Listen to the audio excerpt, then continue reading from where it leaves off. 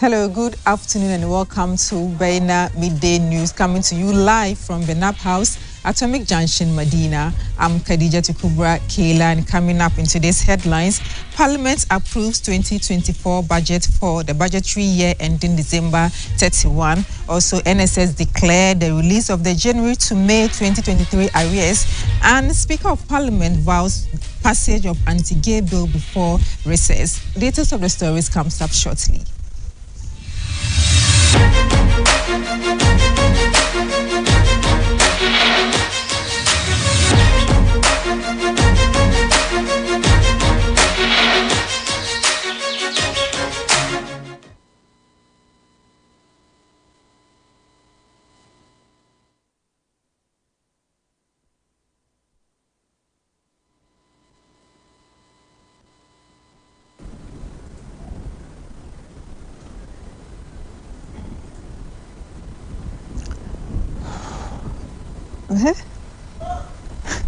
Thank you for staying with us. Remember, we are streaming live on Facebook and YouTube at Baina TV. Now to our first story.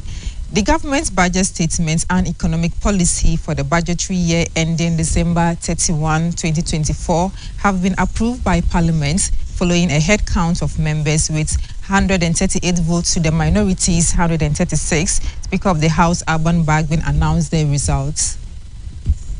During the budget approval vote on Wednesday, November 29th, Mr. Emmanuel Amakufibua, the deputy minority leader, questioned the speaker's assertion that "I think ayes have it." As a result, he asked for a head count. Mr. Osei Mensah Bonsu, the majority leader and the leader of government business in Parliament, along with his deputy, Mr. Alexander Kwamna Afenyo-Markin, vehemently opposed the deputy minority leader's request. There was a walkout as a result of the Speaker's decision to hold a head count in which each member of Parliament stood up at his or her seat to be named and counted. The decision did not sit well with the New Patriotic Party parliamentary majority. On Thursday, November 30th, during the House session, the Speaker ordered the Business Committee to reschedule the motion for approval of the budget for Thursday, December 7th. However, when the Speaker puts the budget approval to a vote on Thursday, December 7th, during the sitting, the 137 NPP MPs and one independent, Mr. Andrew Amwaku Esiama, a member of Parliament for Fomena, voted in bulk to approve the budget by 138 votes. With one member not present in the chamber, the opposition NDC minority cast 136 votes against the budget. On November 15th of this year, the budget was presented to Parliament by Mr. Ken Ofori-Atta, the Finance Minister.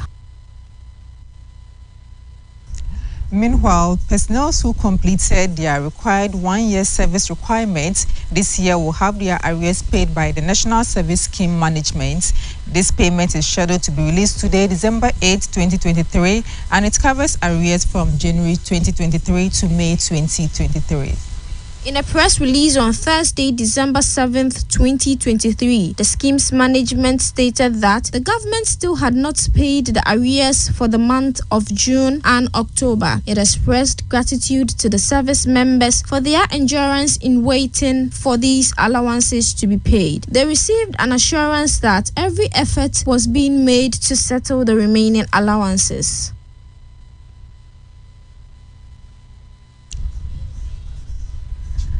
Also, the Speaker of Parliament, Alban Bagbin, has affirmed that the proposed legislation titled Promotion of Proper Human Sexual Rights and Ghanaian Family Values will be enacted before the Parliament recess for the festive season. This assurance follows recent accusation by sponsors of the anti-gay bill claiming that the minority in Parliament is obstructing its passage. The controversy emerged when the first Deputy Speaker reportedly declined a request to move the bill to the consideration stage.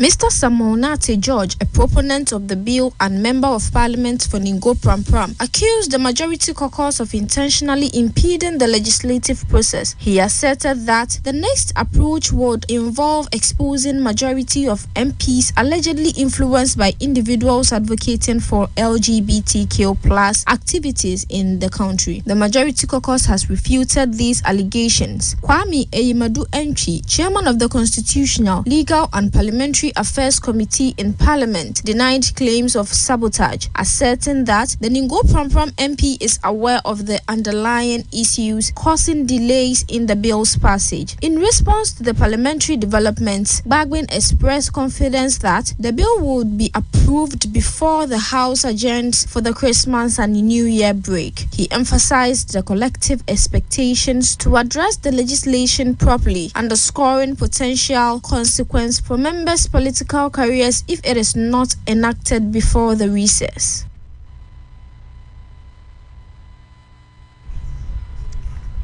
Away from that, in business, the Ghana Revenue Authority says entities who charges the electronic transfer levy are to blame for wrongful charges of the levy. According to the authority, these entities had failed to comply with the stipulated guidelines on connecting the electronic levy management system. These guidelines have been communicated to the charging entities for their information and compliance. This follows the receipt of numerous complaints of wrongful e-levy charges following the commencement of the second phase of the implementation on July 1, 2022. The entities responsible for charging include mobile money operators and payment services providers. It is explained that wrongfully charges happens when a customer of a charging entity was charged a levy that were not supposed to be charged. The Ghana Revenue Authority said this situation may arise as a result of the non-cancellation of reservations. That is, payment processes that are not followed through by charging entities, failure to update TIN or Ghana card PIN on the common platform by charging entities, failure of customers to furnish charging entities with Ghana card PIN or TIN, non-integration of channels on the common platform by charging entities, and wrongfully reporting onto the common platform by charging entities.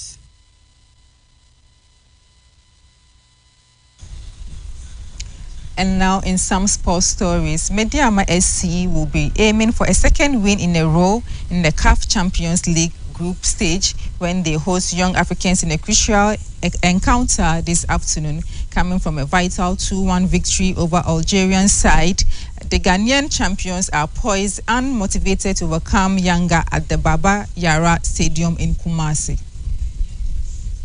Mediama will move to 6 points with a win today, brightening their chances of advancing to the next round of the competition. Augustine Evans Adote has received a major boost to his squad with the return of the talisman, Jonathan Suwa, from suspension. Suwa has been the main man for the Yellow and Moves this term, having hit the back of the net 6 times in 13 outings across all competitions. Yanga, on the other hand, are looking for their first win in the competition, having suffered a 3-0 lose to the Belouizdad and being held at home by Al Ahly SC in the first 2 games. The citizens from Tanzania are in Ghana for one main aim to claim a victory over Mediama, as they want to revive their chances of qualifying to the next round by the end of the group phase. The head coach, Miguel Angel Gamondi, has acknowledged that he and his charges are determined to beat Mediama in Friday's encounter. The two teams will play again in the reverse feature next week at the Benjamin Mkapa Stadium in Dar es Salaam, and capital of Tanzania.